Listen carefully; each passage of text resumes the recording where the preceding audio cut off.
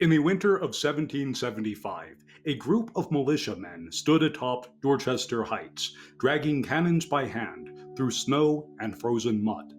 Their destination overlooked Boston Harbor. With little more than determination and borrowed artillery from Fort Ticonderoga, they achieved something remarkable. Not by firing a shot, but by changing the geometry of the battlefield. The British withdrew, not because they were outgunned, but because they were out-positioned. Elevation, in that moment, had become a kind of victory. The lesson of that battle still holds. Advantage, more than firepower, shapes the future of warfare. But today, the heights have changed. The battlefield has expanded, upward, outward, beyond atmosphere and cloud, and the United States Army, ever reluctant to drift from its terrestrial mission, has now acknowledged what was once the domain of science fiction. Space is not merely the final frontier, it is also the next operational domain. In this video, we'll examine the Army's decision to create its first official space operations career path, what it means for military doctrine, how it fits into the broader framework of the US Space Command, and what this tells us about the future of national defense. Let's begin.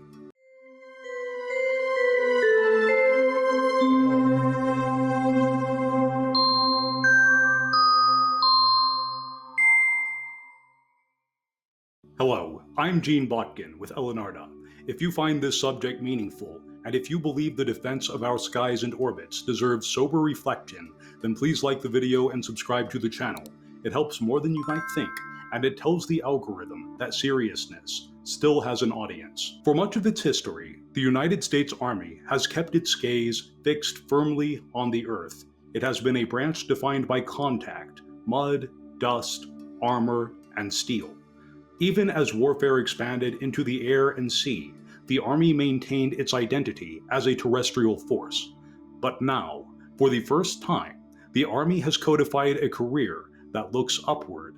The Military Occupational Safety, 40D, Space Operations Specialist, has been officially introduced for enlisted soldiers. This is not a gimmick. It is the result of years of quiet preparation. And while the Space Force absorbs headlines and new uniforms, the Army has been building its own cadre of space professionals behind the scenes, planners, strategists, and liaisons operating through the Army Space and Missile Defense Command. Until now, these roles existed as functional areas or temporary assignments. They were treated as side duties and not core missions, but that is about to change. The designation of 40D as a dedicated specialty means space is no longer someone else's problem. It is an operational domain that must be understood, staffed, and defended. These specialists will be trained not only in satellite mechanics and orbital physics, but in how those systems integrate with conventional forces. A missile battery on the ground is only as effective as the satellite data it receives. A maneuvering unit in the desert depends on GPS to avoid becoming a ghost. The decision also reflects a deeper institutional shift.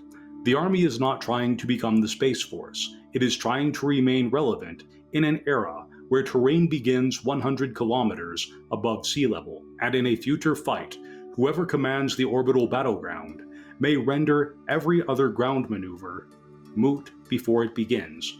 It is, quite literally, the new high ground. Master Obi-Wan would be proud. Of course, to some, the idea of war in space still carries the scent of pulp novels, ray guns, and orbital dogfights, but the truth is both more sobering and more technical. Space warfighting isn't science fiction. It's orbital mechanics, electromagnetic interference, satellite hardening, and the politics of congested orbits. It is, in short, logistics without gravity. Modern military operations rely on a tight web of satellites for communication, navigation, and intelligence. Disrupting these assets can cripple a force's ability to operate effectively. Recognizing this, the Army has been developing capabilities to protect and, if necessary, contest this domain. The Army's Space and Missile Defense Command has been at the forefront of this effort. Their initiatives include training soldiers to operate electronic warfare systems designed to detect and counteract threats to U.S. space assets. These systems can identify and mitigate jamming attempts, ensuring that communication and navigation systems remain operational. Furthermore, the Army is investing in technologies that can provide real-time situational awareness of the space environment. This includes tracking objects in orbit to predict potential collisions or hostile actions.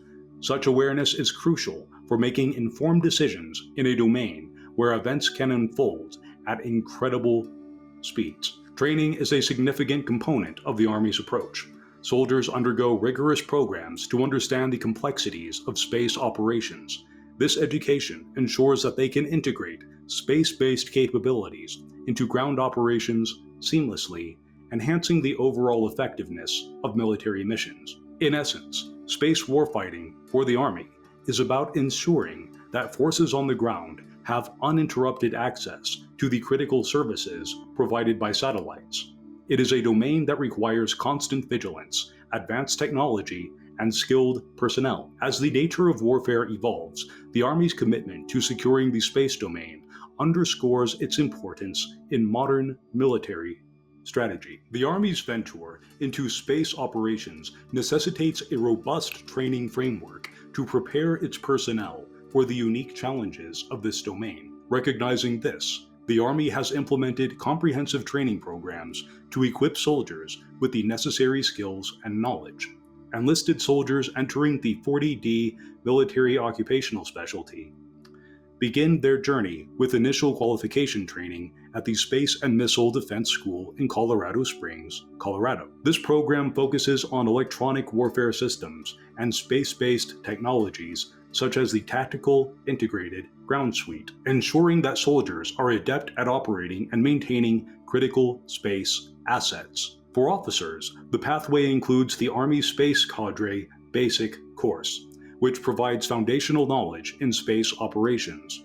This course is designed to prepare officers to comprehend and enhance how the operating force utilizes space capabilities, ensuring they can effectively integrate space-based products into military operations. The Army Space Training Strategy, updated in late 2024, offers a comprehensive framework focusing on space education and training.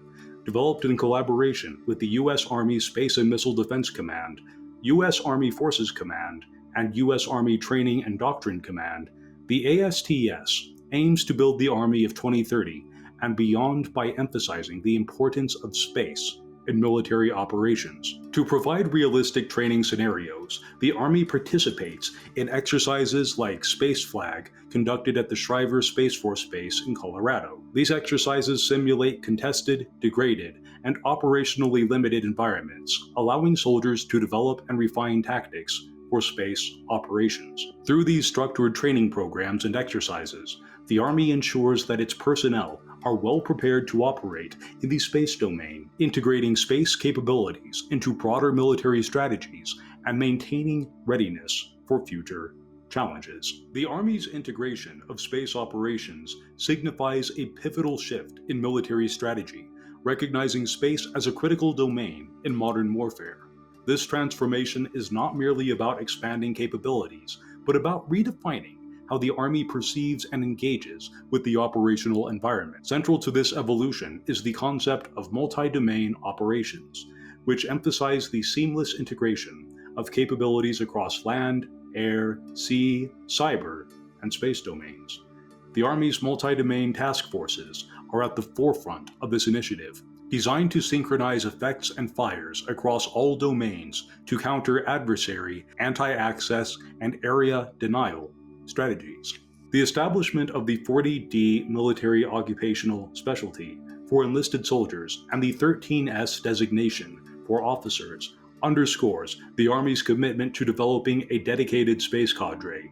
These specialists are trained to operate and integrate space-based capabilities, ensuring that ground operations are supported by robust and resilient space assets. Moreover, the Army's participation in the Joint All-Domain Command and Control Initiative reflects its dedication to enhancing interoperability and data sharing across services by connecting sectors and shooters through a unified network. The Army aims to achieve decision dominance in complex operational environments. The strategic implications of these developments are profound.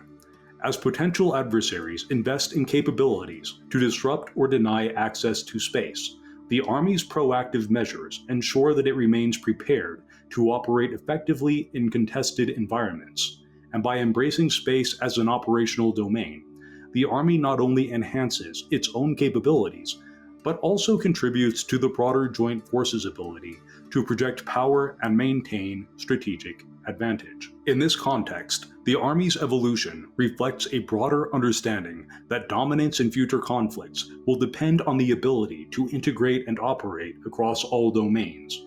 The question remains, how will the Army continue to adapt and innovate to meet the challenges of the ever-evolving strategic landscape? Which brings us to the end.